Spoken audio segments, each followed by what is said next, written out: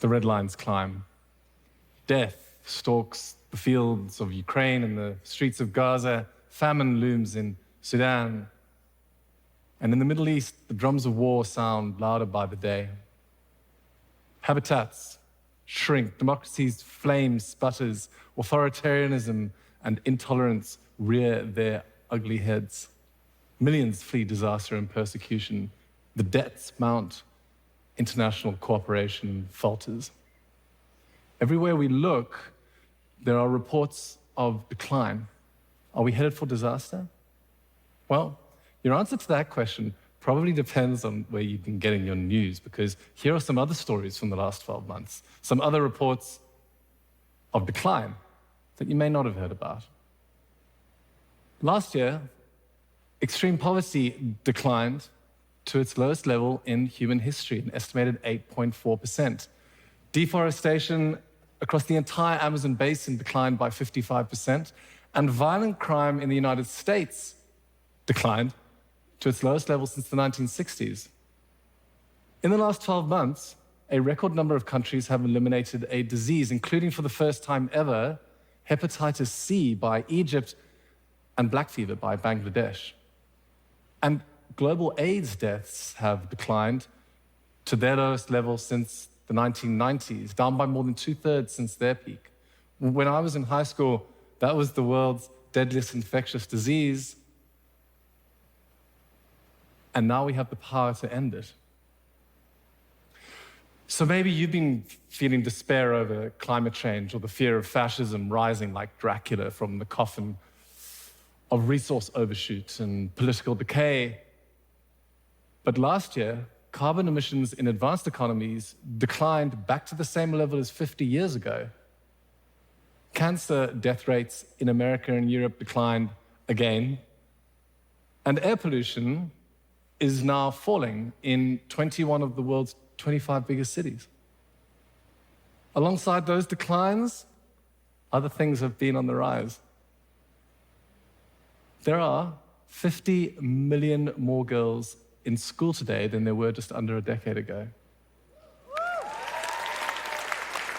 And last year, 418 million of the world's children got fed at school. That is almost 1 in 5. This year, it's going to be even more. Since we were last all gathered here, millions of people have gained access to water. Tens of millions of people have gained access to electricity. Estonia and Greece have legalized same-sex marriage. It looks like Thailand and Japan are going to be the next two on that list.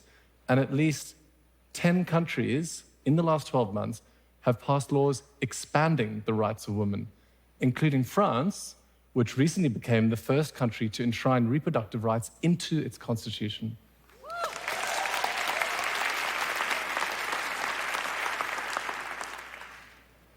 In 2023, we installed so much wind and solar that it changed the trajectory of our climate future, with China's carbon emissions now predicted to start falling as early as this year.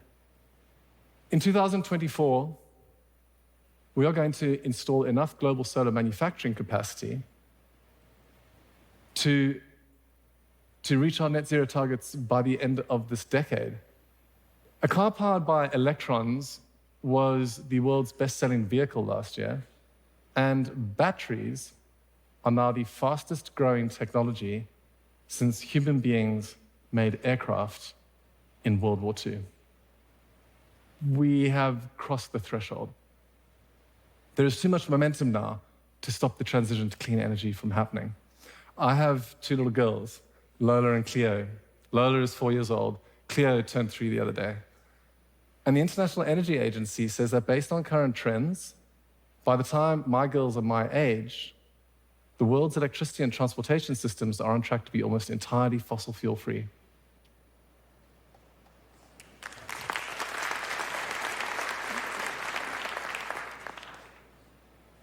We are not doomed.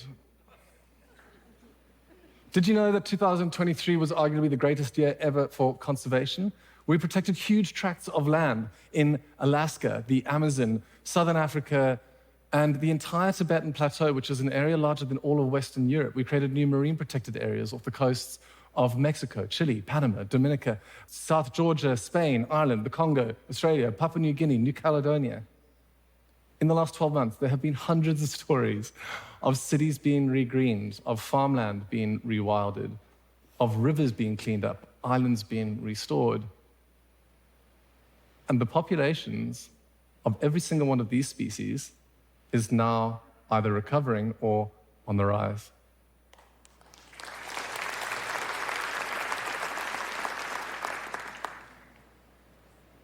Look, I know that a lot of stuff is going wrong. You know that a lot of stuff is going wrong. This is not some weird attempt to cancel or balance out the bad news. But here's an idea. If we want more people to devote themselves to the task of making progress, then maybe we should be telling more people that it's possible to make progress. If you're halfway up the mountain, you don't just stare at the top and say, oh my gosh, it looks so steep. You look back and you remind yourselves how far we've already come. In the last 12 months, despite all of the challenges, we have climbed a little further. So don't bet against humanity. In Nevada, they're using geothermal techniques to tap into the clean energy of our planet. On the border of Belgium and France, they're using bacteria to break down plastic. In Shenzhen, they're delivering blood via drones. And in space, new satellites mean polluters no longer have anywhere to hide. We are launching 5,000-ton starships. We are making 7 billion kilometer round trips to collect stardust from asteroids. We can perform miracles, enabling paralyzed people to walk by reading their brainwaves and sending the signals to their spine. We've mapped a quarter of the entire ocean floor, and NVIDIA's new Blackwell chip has as many transistors in it as there are stars in the entire Milky Way. In the last year, we started using CRISPR, genetic editing, to treat diseases like beta thalassemia and sickle cell disease. And we created the largest ever atlas of human brain cells.